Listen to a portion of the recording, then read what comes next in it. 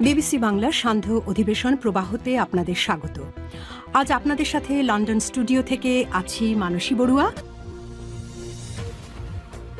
বাংলাদেশের সর্বশেষ গুরুত্বপূর্ণ আপডেট সংবাদে আপনাকে স্বাগত। শুরুতেই সংবাদ শিরোনাম, পরে বিস্তারিত। প্রথমেই জানাবো আমাদের হাতে থাকা সর্বশেষ গুরুত্বপূর্ণ সবথেকে তাজা আপডেট সংবাদ। জুলাই কন্যা সুরভির বিরুদ্ধে মামলা, তদন্তকারী কর্মকর্তার বিরুদ্ধে ব্যবস্থা নিতে নির্দেশ দিল আদালত। চাঁদাবাজি সহ একাধিক অভিযোগে জুলাই যোদ্ধা সুরভির বয়স নিয়ে বিভ্রান্তি সৃষ্টি, তাকে গ্রেপ্তার করে কারাগারে পাঠানো এবং রিমান্ডের আবেদন করার ঘটনার মামলার তদন্তকারী পুলিশ কর্মকর্তা ওমর ফারুকের বিরুদ্ধে বিভাগীয় ব্যবস্থা নেওয়ার নির্দেশ দিয়েছে আদালত আজ। গাজীপুর সিনিয়র জুডিশিয়াল ম্যাজিস্ট্রেট আদালতের বিচারক সৈয়দ ফজলুল মাহাদি এ আদেশ দিয়েছেন। এরপর জানাবো, ফ্যাসিবাদী শক্তির দোসরেরা মুসাফিরকে হত্যা করেছে বললেন বিএনপি নেতা সালাউদ্দিন। রাজধানীতে স্বেচ্ছাসেবক দলের নেতা মোহাম্মদ আজিজুর রহমান ওরফে মুসাফির হত্যার পেছনে নির্বাচন ও গণতন্ত্র বিরোধী পতিত স্বৈরাচারী শক্তি থাকতে পারে বলে আশঙ্কা করেছেন বিএনপির স্থায়ী কমিটির সদস্য সালাউদ্দিন আহমেদ। তিনি মনে করেন এটি পরিকল্পিত হত্যাকাণ্ড। আজ মুসাফিরের বাড়িতে তার পরিবারকে সান্ত্বনা দিতে গিয়ে তিনি এসব কথা বলেছেন। তিনি আরও বলেন, নির্বাচনকে বানচাল করতে স্বৈরাচারের দোসরেরা বিভিন্নভাবে ষড়যন্ত্র করছে। এদিকে জয়পুরহাটে যুবদল কর্মীকে কুপিয়ে হত্যা। জয়পুরহাটের পাঁচবিবি উপজেলায় দুর্বৃত্তদের ছুরিকাঘাতে ইয়ানুর হোসেন ৩৫ নামের এক যুবদল কর্মী নিহত হয়েছেন। এ সময় তার সঙ্গে থাকা আলামিন নামের এক যুবকও গুরুতর আহত হয়েছে। আজ উপজেলার কুসুম্বা ইউনিয়নের ঢাকারপাড়া মোড়ে এই ঘটনা ঘটে। জানাবো, আওয়ামী লীগ নেতার বাড়িতে ওসির গোপন বৈঠক। লালমনিরহাটের হাতীবান্ধা থানার ভারপ্রাপ্ত কর্মকর্তা ওসি শাহিন মোহাম্মদ আমানুল্লাহর বিরুদ্ধে একাধিক মামলার আসামি আওয়ামী লীগের নেতার বাড়িতে গোপনে বৈঠক করার অভিযোগ পাওয়া গেছে। আজ রাতে উপজেলার সিন্দুন্না এলাকায় উপজেলা আওয়ামী লীগের সহসভাপতি আমজাদ হোসেন তাজুর বাসভবনে এই ঘটনা ঘটেছে বলে আমার দেশ পত্রিকা বিষয়টি নিশ্চিত করেছে। তবে এ ব্যাপারটি নিয়ে তাকে জিজ্ঞাসাবাদ করা হলে তিনি বিষয়টি অস্বীকার করেছেন। তিনি বলেন, আমার সুনাম নষ্ট করার জন্য একটি বিশেষ চক্র আমার বিরুদ্ধে প্রতিনিয়ত অপপ্রচার ছড়াচ্ছে। এবং সর্বশেষ জানাবো, আমার আন্তর্জাতিক আইনের দরকার নাই, যাকে খুশি তাকে ধরতে পারি বললেন ডোনাল্ড ট্রাম্প। দক্ষিণ আমেরিকা জুড়ে ত্রাসের সৃষ্টির পর মার্কিন প্রেসিডেন্ট ডোনাল্ড ট্রাম্প বলেছেন, আমার আন্তর্জাতিক আইনের প্রয়োজন নেই। দ্য নিউ ইয়র্ক টাইমসকে দেওয়া সাক্ষাৎকারে এমন দাবি করেন তিনি বলেন, আমি দরকার হলে খামেনিকে ধরব, দরকার হলে আমি যাকে খুশি তাকে ধরব।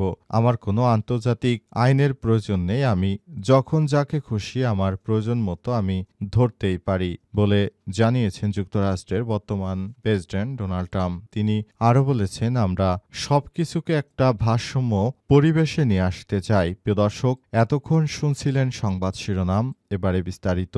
তবে তার আগে বন্ধুরা, অনুরোধ থাকবে এই সংবাদটিতে একটি লাইক দিন। এই চ্যানেলে আপনি নতুন হয়ে থাকলে আমাদের সংবাদটি দেখতে দেখতে চ্যানেলটি সাবস্ক্রাইব করে রাখুন। কমেন্ট করে বন্ধুরা আপনার মূল্যবান মতামত জানিয়ে দিন আপনি বিশ্বের কোন দেশ থেকে বা বাংলাদেশের কোন স্থান থেকে আমাদের সংবাদটি দেখছেন এবং শুনছেন। আর বন্ধুরা, সংবাদটি আপনার সোশ্যাল মিডিয়া ফেসবুকে শেয়ার করে বন্ধুদেরও দেখার সুযোগ করে দিন।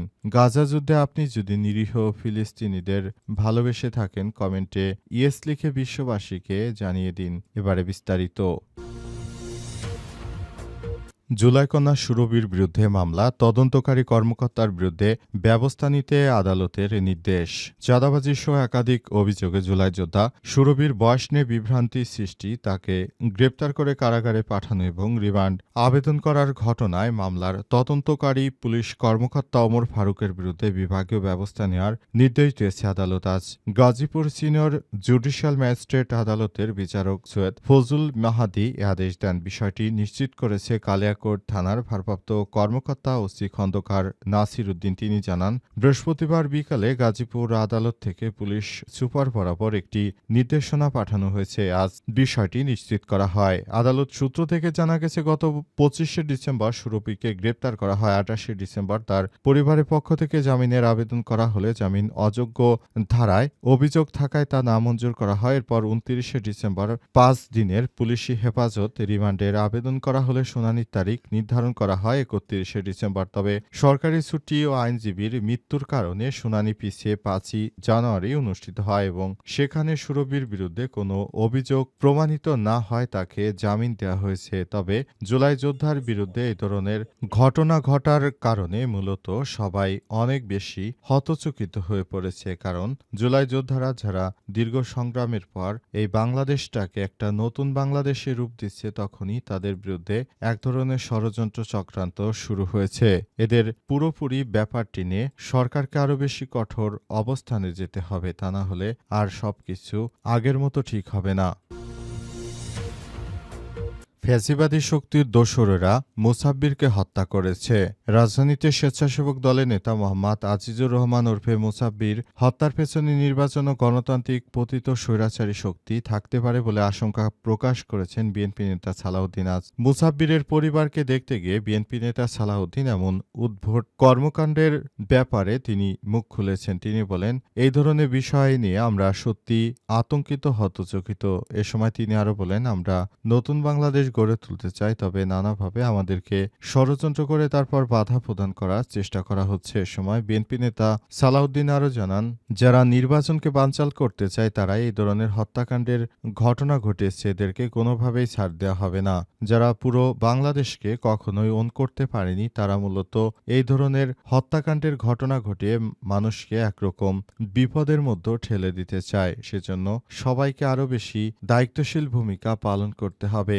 অন্তর্বর্তীকালীন সরকারের প্রধান উপদেষ্টা প্রফেসর ডক্টর মোহাম্মদ ইউনূসের সরকার যে নতুন বাংলাদেশ গড়ে তুলতে চান, সেই বাংলাদেশকে তৈরি করতে হলে সবাইকে বাংলাদেশটাকে সুন্দরভাবে পরিচালনার দায়িত্ব গ্রহণ করতে হবে। আশা করি এবারের জাতীয় সংসদ নির্বাচনে সবাই সুষ্ঠু পরিবেশে ভোট দিয়ে বিএনপিকে জয়যুক্ত করবে এবং নতুন বাংলাদেশ গড়ে তোলার জন্য আমাদেরকে নানাভাবে চেষ্টা অব্যাহত রাখার যে বিষয় রয়েছে সেগুলোকে সবাই মিলে কাজ করতে হবে বলে মনে করা হচ্ছে।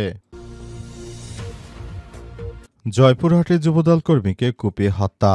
জয়পুরহাটের পাঁচবিবি উপজেলায় দুর্বৃত্তদের ছুরিকাঘাতে ইয়ানুর হোসেন ৩৫ নামের এক যুবদল কর্মী নিহত হয়েছে। এ সময় তার সঙ্গে থাকা আলামিন নামের অপর এক যুবক গুরুতর আহত হয়েছে। আজ গভীর রাতে উপজেলার কুসুম্বা ইউনিয়নের ঢাকারপাড়া মোড়ে এই হামলার ঘটনা ঘটে। নিহত ইয়ানুর হোসেন উপজেলার সালাখুর গ্রামের আলম হোসেনের ছেলে। তিনি কুসুম্বা ইউনিয়ন যুবদলের পদ প্রত্যাশী হিসেবে যুবদলের রাজনীতিতে সক্রিয় ছিলেন বলে নিশ্চিত করেছে উপজেলা যুবদলের সাবেক যুগ্ম আহ্বায়ক নয়ন প্রধান।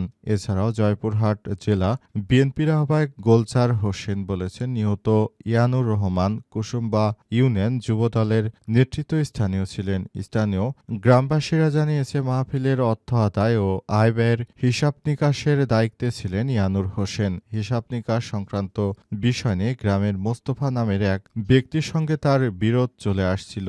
তিনিও বিএনপির কর্মী হওয়াতে তিনি এলাকায় একটু দাপটের সঙ্গে চলার চেষ্টা করতেন। এই বিষয়টি অনেকেই ভালোভাবে নিতেন না। অবশেষে এই ঘটনাকে কেন্দ্র করেই মূলত এই ছুরিকাঘাতের ঘটনা ঘটতে পারে এমনটা আশা প্রকাশ করা হচ্ছে এবং এই ব্যাপারটি নিয়ে সবাইকে আরও বেশি ভাবতে হবে। দলের মধ্যে এই ধরনের বিশৃঙ্খল পরিস্থিতি তৈরি হয়ে গেলে সবাইকে নিয়ে আরও বেশি সতর্ক থাকতে হবে। আশা করা হচ্ছে যেন এই ধরনের কোনো বিষয় না ঘটে, সেজন্য সবাইকে আরও সজাগ দৃষ্টি রাখতে হবে। দেশের অভ্যন্তরে নানাবিধ সমস্যা প্রতিনিয়ত পরিলক্ষিত হচ্ছে, তবে এ বিষয়গুলো সেভাবেই দেখতে হবে। আওয়ামী লীগ নেতার বাড়িতে ওসির গোপন বৈঠক। লালমনিরহাটের হাতীবান্ধা থানার ভারপ্রাপ্ত কর্মকর্তা ওসি শাহিন মোহাম্মদ আমানুল্লাহর বিরুদ্ধে একাধিক মামলার আসামি আওয়ামী লীগের নেতার বাড়িতে গোপন বৈঠকের অভিযোগ আনা হয়েছে।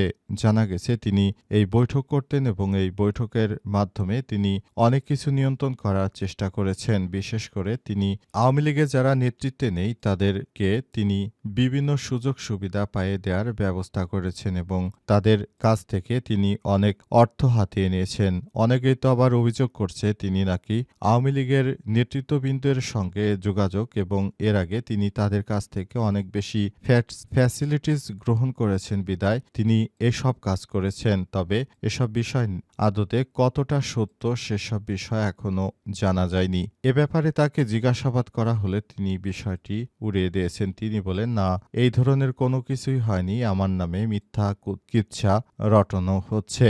অনেকেই আমার শত্রু রয়েছে, তারা আমার বিরুদ্ধে নানাবিধ অপকর্ম রটিয়ে আমার সুনামকে ক্ষুণ্ণ করার চেষ্টা করছে। কিন্তু প্রকৃতপক্ষে আমি কোনো আওয়ামী লীগ নেতাকর্মীদের সঙ্গে আমার কোনো যোগাযোগ নেই। বরঞ্চ অপারেশন ডেভিল হান্ট ফেজ 2 এর আওতায় এখন আওয়ামী লীগ নেতাকর্মীদের পেলে আমরা গ্রেপ্তার করার চেষ্টা করছি। তবে যারা আমার নামে অপপ্রচার করছে তাদেরকে জিজ্ঞেস করুন, তারা কখনোই একজিস্ট কোনো তথ্য দিতে পারবে না। সম্পূর্ণই তাদের মিথ্যা ও বানোয়াট।